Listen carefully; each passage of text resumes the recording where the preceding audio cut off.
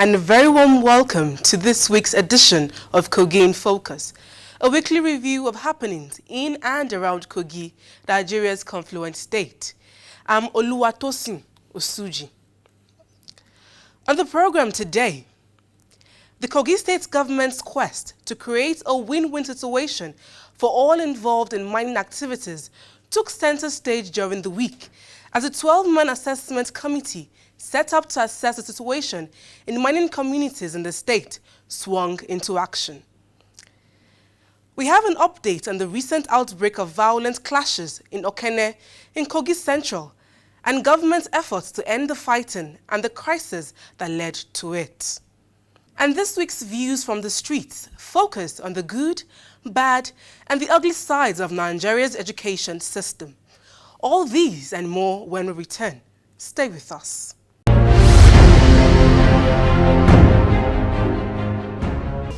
Nigeria's confluent state, the country's melting pot, where almost anything and everything can happen. From the governor to the farmer, from politics to entertainment, from the economy to sports and tourism. We've got you covered on these and a whole lot more on Kogi in Focus. Kogi in Focus, a weekly review of developments in and around Kogi State. Stay abreast with what you need to know on Kogi in Focus on your channel of choice, Africa Independent Television. Kogi in Focus, reaching everywhere, informing everybody.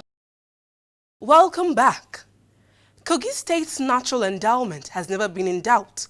This explains why mining activities are abound across the state's 3 senatorial districts. Recent allegations of illegal mining activities, coupled with complaints from indigent and residents of mining communities, prompted Governor Yahaya Bello to set up a 12-man fact-finding committee headed by the Chief of Staff, Edward Onoja. The committee embarked on a one-week statewide tour where it made some startling revelations leading to some far-reaching recommendations aimed at creating a win-win situation for all. During the Made in Kogi Economic Summit, the Minister of Solid Mineral, Kayode Fayemi, urged the Kogi State government to tap into the huge solid mineral resources deposited in the state. In response to this, Governor Yahaya Bello set up a 12-man committee to do some stock taking of the state's abundant mineral resources. The committee met various challenging situations, particularly in the Okobo-Ejemma community in the Ankpa local government area, where residents are unhappy with the Etazuma Group company that carries out mining activities in the area. And what we did, we were able to come up with a comprehensive list of what we need for this given period of 5 years. We gave it to the company, and the National Assembly member directed them that they should contact their lawyer and the community lawyer so that they should sit down and get this CDA perfected. Up to this time I'm talking to you, the company is not listening. The problem I'm foreseeing here is not our problem, it's their problem. Because when I was telling the chairman the number of people that were signed, 7 people, in all, including us, they will have problem among themselves choosing who is going to be within these 7 persons. Because what I said to them, okay, if it is 7 persons, you bring 3 persons from you, we bring 3 persons from us, then we take 1 independent. So, and the man was asking me, how can they be 7? How 3? How can they do it? So those are the nuances that I see that will be problem. Solution. You want 11, 15 people to sign, and the law says 7 max. Yeah. So you have ability to bring 3 persons or maximum 4 persons. But a lot of people want their signature to be inside that document. The solution is the 100 of us here now have sat together. This person, 5 from this community, 5. We have so nominated the following names to help us sign a document that binds all together. Yes. That they have already, their signature will be somewhere too. Yes. But that signature is a sub-document to the main document, where they have so agreed that 3 people should nominate them. So that I don't see that as a problem. The mining company, who has been prevented from operating since September last year, promised to respond to the community's yearnings. But even with or without the CDA, we are doing more than it is in the CDA. We have dug 5 boreholes for the villages. Then all this road from Emere Junction to here that you saw, we graded it. It was a track road before. We expanded it and graded it, and we maintain it. We build school, primary school, which we can show you. We supported the hospital and so many other work we have done without CDA because we came here with love. The Solid Minerals Committee also promised to wade into the matter. Ours is to provide solution and way forward. Things must have gone wrong in the past. We want to ensure that those things don't continue. And we believe that in the business of mining, you need to partner to get the best. Yes.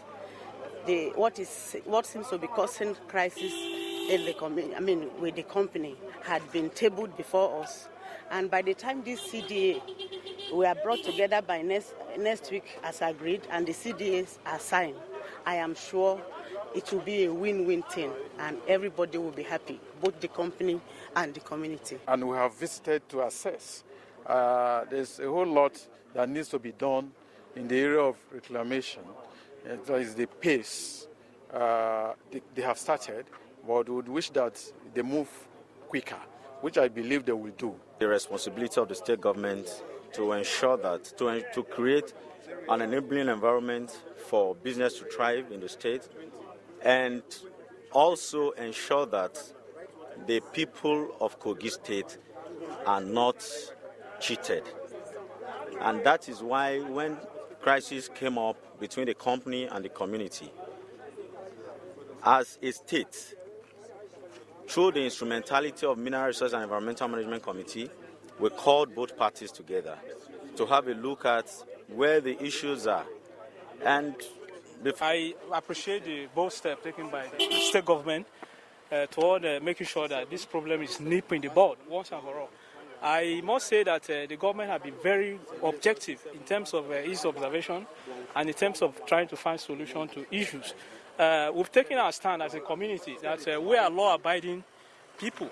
We are ready to work with the government in terms of making sure that we conform with the mining rules and regulations, and that's why we are all for.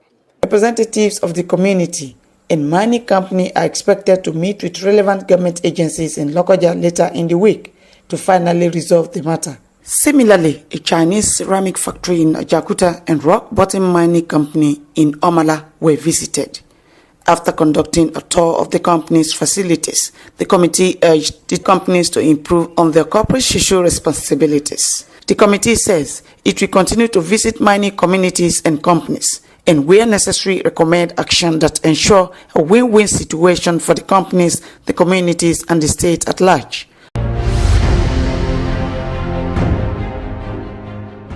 Kogi State's strategic location with boundaries shared with 10 states and the Federal Capital Territory means many federal highways crisscross the state. This also makes Kogi State highly prone to accidents, which have happened in worrying numbers in the recent past. This explains why the federal government during the week embarked on an inspection of work done on federal highways in the state, following the recent release of funds for federal roads maintenance. The Director of Highways North Central, Maman Dayabu, who led a team on a tour around federal roads in Kogi State, said federal housing projects under construction in the state will soon be completed. He also urged motorists to continue to drive with care and at normal speed to avoid crashes.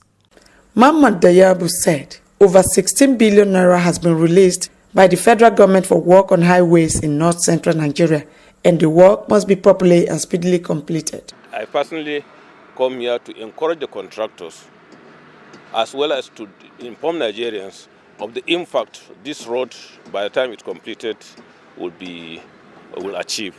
And to not only encourage the contractors, as well as to check the quality of the job that is being done. We are also deploying more security with the intervention of both the state government, the federal government. We will surely secure this project and we will make sure that the Chinese come back with improved security. The team who visited Obajanakaba Road commended Dangote Group for quality of materials used to construct roads. They say it should last for at least 30 years before thinking of repairs. We want to make this road as a test case to shift from asphalt to concrete.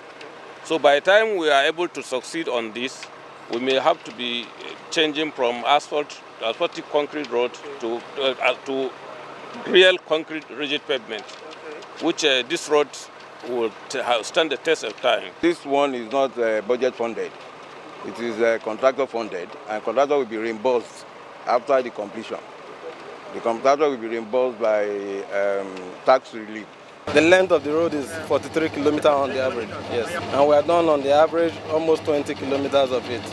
Some road users commended the federal government's efforts. The man wey they do this road, God go bless am. Because this road, in fact, we thank am. Even the passenger, they talk of this road. It's a thing of joy because a road like this to be open, it will give the masses the enablement to bring in their goods from bush to the market. Because when it is achieved, the economic situation in this environment, socio-economic development will boosted in this environment. At the site of the federal housing project under construction in suburban Lokoja, the federal government said that 76 units of 1, 2 and 3 bedrooms will be built and handed over for auction.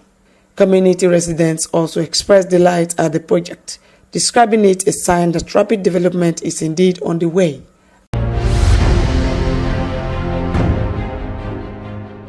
If you are just joining us, this is Kogi in Focus, your weekly program of news, views and reviews from Kogi State in north-central Nigeria.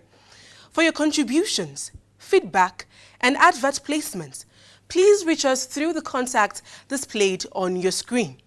Okene in Kogi Central had its peace disrupted by an outbreak of violence recently. While the state government says it will not condone violence in Okene or anywhere else in the state, it's made its position known during the week at the end of this week's State Executive Council meeting. The crisis that erupted in Kogi Central of recent, the governor condemned the act in its totality. According to the governor, it is not acceptable for any group, whether they are supporters of government or supporters of PDP, to cross the red line of unleashing violence on the good people of the state.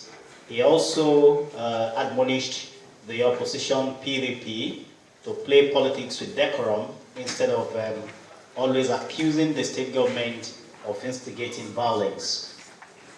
Violence does not know party, and therefore the state government, which has invested billions of naira in ensuring safety of lives and property, will not fold its arms to watch such investment being eroded by members of the public that cannot conform to constitutionalism.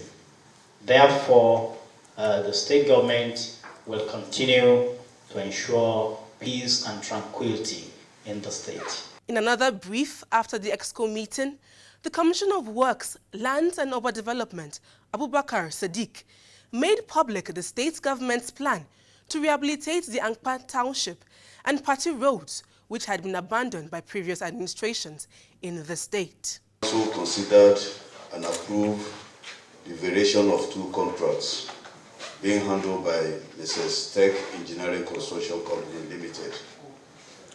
This contract was awarded by the previous administration, the Ampa Township Road and Hassan Kasina Road, Mount Party Road. The 2 contracts was awarded, and the need to vary the contract become necessary because of the the drainage system in Ampa Township Road that was not envisaged during the conceptualization of that contract, and also the additional work needed to be done, and also the variation of prices, VOP, on that contract, because of the VOP has VOP on cement and bituminous products. The Ampa Township Road was awarded in the tune of 770 million naira and is attracting additional work and variation of prices, which has varied the contract to the tune of about 794 million naira, 370,000 naira, 826 kobo only. The additional work from variation of prices involving Mount Party Road is necessitated because the original contract was for surface dressing, and looking at the terrain there, the runoff from Mount Party, if it's allowed to be surface dressing alone, that road will not surpass 2 rainy seasons. So in his wisdom, His Excellency decided that we should change the surface dressing to asphalt overlay. This is an additional work to it, and also the drainage work that's supposed to be done there, and variation of prices on concrete and bituminous products. This now the contract comes to variation to about 3.1 billion naira. This was considered and approved by the council today for Tech Engineering to complete that job within the record time. Thank you. It's fast becoming a culture in Kogi State for top government officials to give stewardship account to the people through the channel created by the Ministry of Information in collaboration with the state chapter of the Nigeria Union of Journalists. During the week, it was the turn of the director of the Bureau for Public-Private Partnership to mount the hot seat and answer questions on what his office is doing to attract investment to the state. We have over 600 business proposals received in Kogi State. And that is to show how open Kogi State is to business and the level of interest generated by the administration's private sector participation policy. I think that is wonderful. In practice, I mentioned that we have 42 ongoing PPPs in the environment sector alone. And then I mentioned cross-sector PPPs whose MOUs have been executed. And I'd like to mention them again. You have the Conference Beach Hotel. They are already mobilizing to site. If you go there now, you see their signpost. That is not sale. It's a PPP concession. They are mobilizing to site. You also have the Mount Party Hotel and Resort, flagged up by the Vice President of the country during the last State Economic Summit. They are mobilizing to site already. We have the Nijefa Food Fermentation Complex in Ida that has its tripod across the 3 sectorial zone, farm tripods I mean. Then you also have the Greater Lokoja Water Works. I'm saying all these MOUs have been executed and they have a 6-month window to either perform at midterm 3 months or they are kicked out. He said government will continue to conduct its business with transparency and a sense of decency.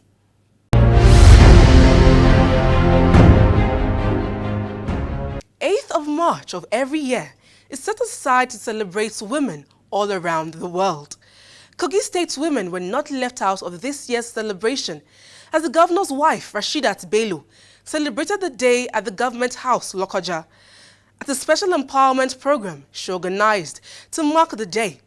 The governor's wife encouraged women to rekindle the bond of unity and peaceful coexistence among themselves. She also harped on the need for Nigerian women to be pillars of support to their husbands, children, and the nation at large. I want to employ the beneficiaries of today's support to work with us as we explore other areas of assistance and employment, and we shall all be happy as indigents of Kogi State.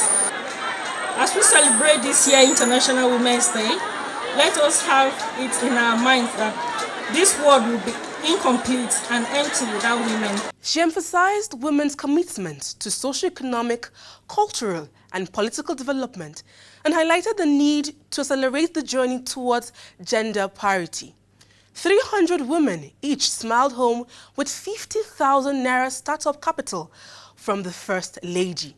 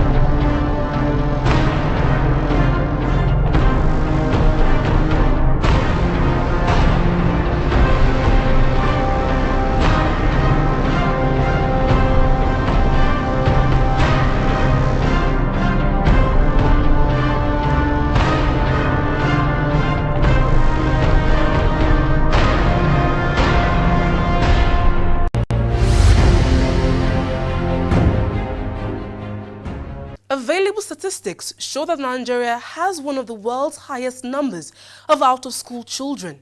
A number of reasons have been advanced for this. Questions have also been raised about the quality of education at all levels in the country. These questions were taken to the people of Kogi State on this week's Views from the Streets. We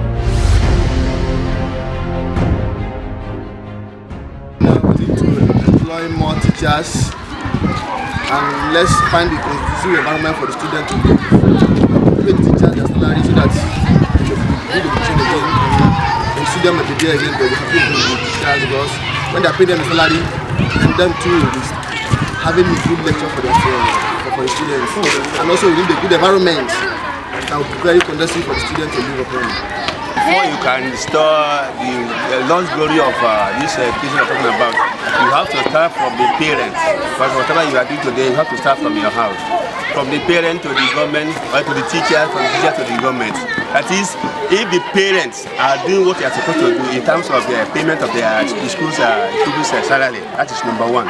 In terms of the teachers, if they are doing what they are supposed to do, they are teaching, if the teaching is effective, then the glory will be restored.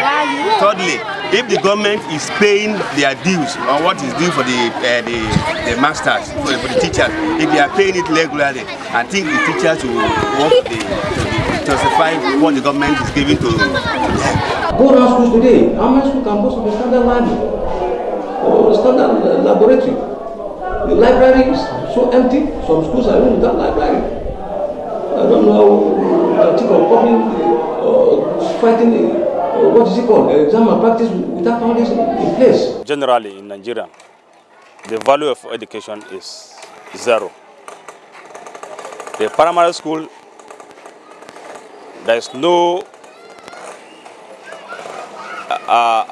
adequate furnishing of the schools. The government should come into checkmating the whole school structure in terms of building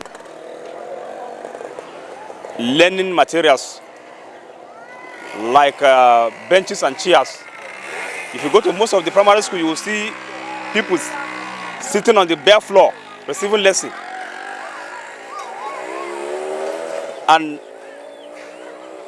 even the classroom teachers, it's not enough. Some of them are mere secondary school leaver. Their qualification is not up to the standard of being a classroom teacher. Well, government need a lot to do, particularly in terms of infrastructure. There are a lot of dilapidated infrastructures in our public schools, and they need urgent attention because some of the buildings are completely bad. Without a conducive environment, certainly you cannot learn. They need conducive environment to learn. Government should help us from the three tiers, the local government, the state and the federal, by making sure that teachers, their remuneration should be very high. You know, this era that will say that teachers, their reward is in heaven. If the reward remains in heaven, where would they get their reward? They should bring reward back here. Let them benefit. Still talking education, we round off this week's edition of Kogi in Focus with the story of the proprietress of a private school in Lokoja, who decided to turn back the clock and join her pupils to wear school uniform. She explained her reasons for this unusual act. The school uniform is part of my identity. As the proprietress of the school, how do you identify a family or a child that belongs to Mary Hart School? Because here we are just a family. There are things that will show you. Our uniform is our means of identification. So it is my identification. I'm proud of my school. I am proud of what the children wear. She sure looks cute in that uniform.